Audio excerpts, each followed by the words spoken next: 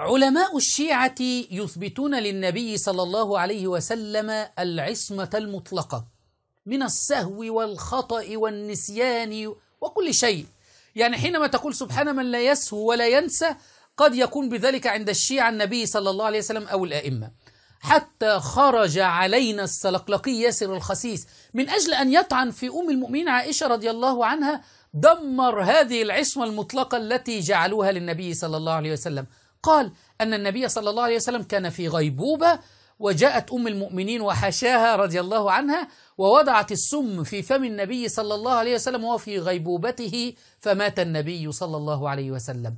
أين العصمة المطلقة؟ أعلم أن كثير من معمم الشيعة ومن علمائهم سيكفرون السلقلقي ياسر الخسيس بعد تدميره للعصمة المطلقة.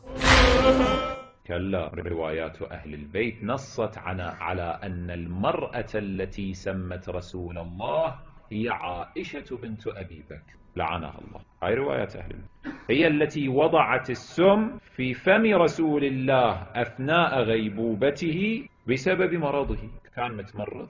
بمجرد ما وضعت هذا السم في فمه وإذا به صلوات الله عليه وآله تتدهور حالته الصحية، فاستشهد مسموما مغتالا قتيلا. سبحان الله على هذا الكذوب الأفاك السلقلقي ياسر الخسيس. أم المؤمنين عائشة رضي الله عنها لا تحتاج لأن ندافع عنها، وإذا كانت قد فعلت هذا الأمر فلماذا لم يقتص علي رضي الله عنه في خلافته للنبي صلى الله عليه وسلم؟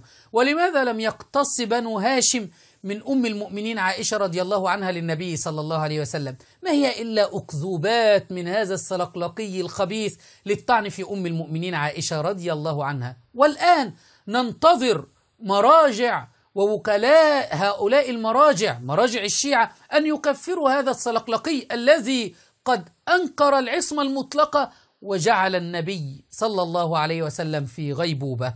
فماذا ستحكمون يا معمم الشيعة؟